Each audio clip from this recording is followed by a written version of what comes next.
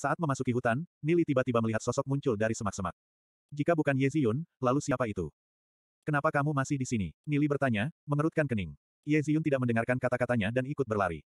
Aku khawatir kamu akan mendapat masalah, jadi aku ada di pihak yang siap untuk membantumu. Ye Ziyun melihat luka berdarah di lengan Nili, dan wajahnya menunjukkan ekspresi keprihatinan. Nili tahu, pada saat ini, Ye Ziyun belum memiliki perasaan sayang padanya.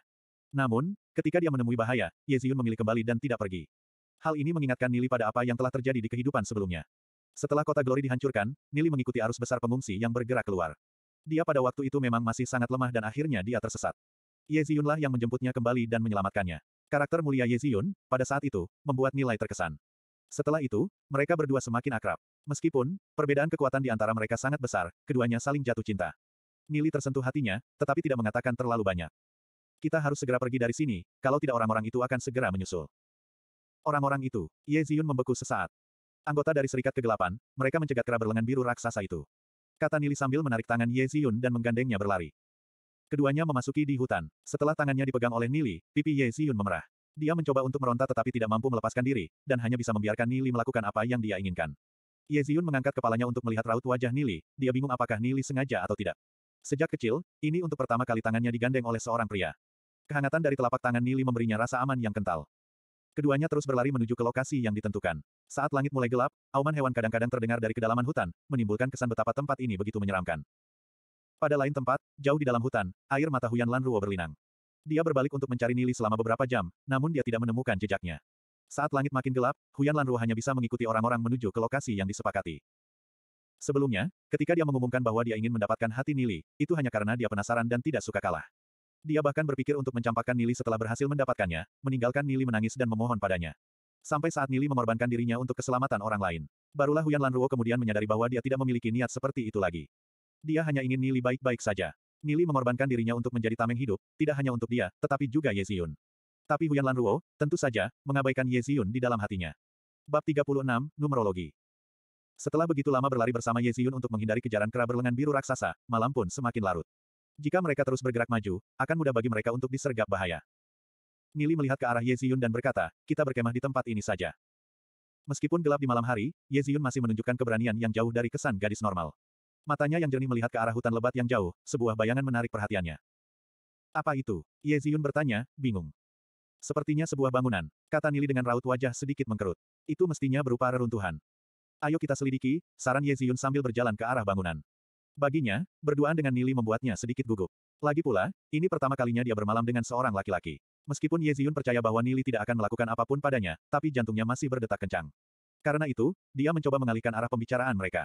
Nili hanya mengikuti di belakang Ye Ziyun dan ikut menuju ke bangunan itu. Bisa jadi ini dulunya adalah patung. Kata Nili. Dia tidak bisa melihat rupa patung itu karena sudah runtuh. Di sini samar-samar terdapat puing-puing peradaban sebelum zaman kegelapan memang ada. Kata-kata apa ini? Ye Ziyun menatap Nili dan bertanya. Ada catatan pada batu di bawah patung. Nili mengusap debu di permukaan batu dan dengan bantuan cahaya bulan, dia bisa dengan jelas membaca kata-kata di atasnya. Ini adalah bahasa Kekaisaran Suci, dia menjelaskan, di sini dikatakan, mereka yang mengikutiku, akan dihormati.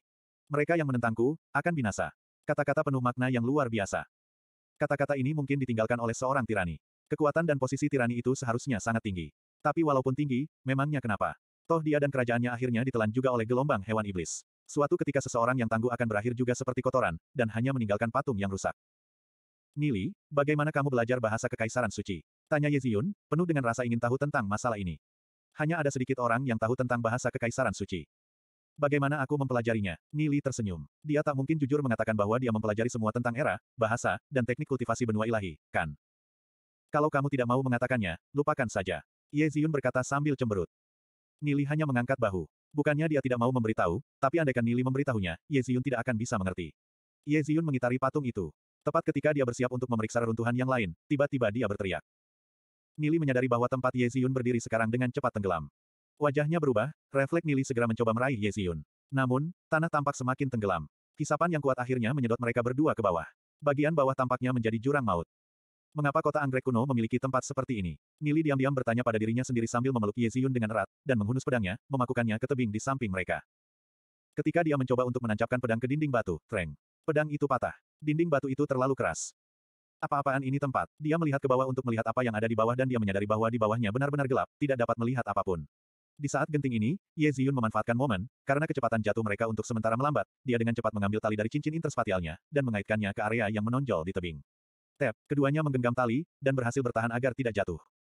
Sutra laba-laba iblis salju es. Tidak heran ia memiliki ketangguhan seperti itu. Pikir Nili, lega. Meskipun mereka masih merasakan gaya hisap dari bawah, mereka berhasil berhenti. Nili, di mana tempat ini? Ye Ziyun dengan gugup bertanya. Baik Nili dan dia bergelantungan di udara. Namun, karena tebingnya begitu licin, tidak mungkin untuk mendaki dan mereka juga tidak bisa melihat apa yang ada di dasarnya.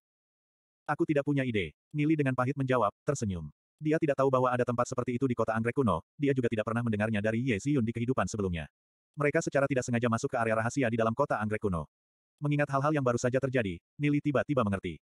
Kata-kata yang tadi dia baca, pastilah, password untuk memasuki tempat ini. Kita hanya bisa turun, kata Nili, karena mereka tidak mungkin bisa naik dengan memanjat bebatuan yang licin. Nili mengangkat kepalanya. Di bawah sinar bulan, dia bisa dengan jelas melihat pupil mata Ye Ziyun yang cerdas, bulu mata yang lentik, dan kulit sebening kristal yang sempurna. Sosok ini sungguh memiliki semacam pesona yang tak terlukiskan. Bibir merah mudanya seolah-olah memiliki lapisan tipis pemerah pipi. Posisi mereka berdua saat ini, saling menempel erat. Nili samar-samar bisa merasakan sepasang kelembutan di depan dada Ye Ziyun, dan aroma seorang gadis tercium darinya. Ye Ziyun juga merasakan posisi mesra mereka dan pipinya pun memerah. Ye Ziyun dengan cepat berkata, jangan bergerak, aku akan turun dulu. Melihat penampilan Ye Ziyun yang imut dan pendiam, Nili teringat kembali ke kehidupan sebelumnya ketika dia dan Ye Ziyun baru saja bersama dan memiliki kasih sayang yang lembut untuk gadis ini dari lubuk hatinya. Nili dengan sigap memeluk pinggang Ye Ziyun, tersenyum dan berkata, pegang erat-erat, kita akan turun bersama. Nili ini sudah kelewatan. Pikir Ye Ziyun saat dia merasakan lengan kanan Nili dengan tanpa segan-segan mengangkat pantatnya. Dia sangat marah, namun, jika dia menghindar, kemungkinan besar mereka berdua akan jatuh. Nili ini memang keparat, bajingan. Ye Ziyun mengutuk dalam hatinya. Dia tahu dia tidak berdaya. Melihat ekspresi marah di wajah Ye Ziyun, Nili hanya tersenyum. Rasa lembut yang ada di telapak tangannya membuat jantungnya berdebar dan dengan usil mencubitnya sedikit. Pinggul Ye Ziyun semakin melengkung. Dalam beberapa tahun lagi bukankah itu akan menjadi lebih indah? Nili, jika kau tanpa malu-malu menyentuhku lagi, aku akan menghabisimu dengan sekuat tenagaku. Paling-paling, kita akan jatuh bersama. Ye Ziyun mengancam, merajut alisnya sambil menatap Nili. Kelihatan kalau Ye Ziyun sudah habis kesabarannya. Oke, aku tidak akan menyentuhmu lagi. Nili tertawa, mengingat kembali di kehidupan sebelumnya. Setiap kali Ye Ziyun marah, dia menampilkan temperamen yang sama persis. Nili perlahan melonggarkan pegangannya pada tali, dan mereka berdua perlahan turun. Setelah sekitar 10 menit, kaki Nili akhirnya menyentuh tanah. Dia agak serba salah, akhirnya tidak punya pilihan selain membiarkan Ye Ziyun pergi. Sambil menggemeretakan gerahamnya, Ye Ziyun tidak berkata apapun dan mulai menjelajah area sekitarnya. Sedari kecil, dia tidak pernah dipermalukan oleh orang lain seperti ini. Dan hal yang paling dibencinya adalah, Nili bertingkah seolah-olah tidak ada kejadian apa-apa, dia malah mulai menyelidiki area sekeliling. Tingkah Nili ini jelas membuat Ye Ziyun makin meradang. Dan dengan kejam menginjak kaki Nili dengan keras. Aduh, Nili berteriak, menghirup udara dingin sambil memegangi kakinya dan melompat-lompat. Melihat reaksi Nili yang konyol, Ye Ziyun akhirnya tertawa. Jika nanti kau berani bertingkah aneh lagi, hati-hati. Aku mungkin tidak akan memaafkanmu. Tampilan tawa lepas Ye Ziyun membuatnya semakin cantik dan menawan, dan membuat Nili terpesona. Merasakan tatapan aneh dari Nili, Ye Ziyun segera memulihkan raut wajahnya. Pipinya terasa sedikit panas, tidak tahu mengapa, dan detak jantungnya menjadi agak dipercepat. Cepatlah cari jalan keluar, kalau tidak kita tidak akan bisa keluar. Ye Ziyun buru-buru berkata. Oke, jawab Nili sambil mengeluarkan obor dari cincin interspatial dan menyalakannya. Menggunakan cahaya, dia bisa memeriksa sekeliling. Tampaknya mereka telah jatuh ke istana bawah tanah. Sama seperti labirin yang dalam, ada 5 hingga 6 lorong yang bisa mereka masuki, tetapi mereka tidak tahu sama sekali kemana lorong-lorong itu akan berakhir. Aku tidak bisa membayangkan seberapa besar struktur internal labirin ini, pikir Nili. Lalu tanpa sengaja Nili menemukan sebaris teks di dinding batu di sampingnya. Tempat peristirahatan Kaisar Kongming, gumam Nili. Dan tiba-tiba berseru, ini adalah makam Kaisar Kongming dari Kekaisaran Suci. Kaisar Kongming, Ye Ziyun bertanya, penuh rasa ingin tahu. Benar, Nili sedikit mengangguk dan melanjutkan, dia adalah kaisar paling misterius dalam sejarah Kekaisaran Suci.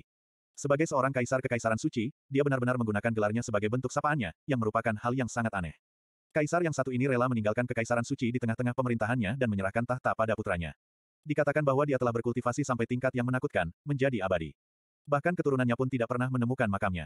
Aku tidak pernah menyangka bahwa dia benar-benar akan dimakamkan di sini. Apakah benar-benar ada orang yang telah berkultivasi sampai keabadian? Ye Ziyun bertanya, melihat ke arah Nili. Tidak ada sih, itu hanya mitos. Bahkan jika ada seseorang berkultivasi hingga ke ranah di atas peringkat legenda, mereka hanya bisa hidup selama 200-300 tahun. Mereka masih tetap tidak bisa lepas dari siklus surga. Nili tertawa. Ranah di atas peringkat legenda. Ranah macam apa itu? Ye Ziyun bertanya, penuh keraguan sekarang. Dalam pola pikirnya, peringkat legenda sudah menjadi eksistensi terkuat. Kamu akan mengetahuinya nanti. Nili tersenyum, menggelengkan kepalanya dan tidak melanjutkan pembicaraan. Ye Ziyun bingung. Pernahkah Nili melihat keberadaan yang lebih kuat dari peringkat legenda? Tapi Nili sama dengannya. Dia belum pernah keluar dari kota Glory. Apakah dia membacanya di buku? Meskipun dia ragu, Ye Ziyun tidak bertanya lebih jauh. Ini seharusnya sebuah labirin. Oleh karena itu, pasti akan ada beberapa jebakan atau perangkap. Kita harus berhati-hati. Kamu harus menginjak tempat yang sebelumnya aku injak.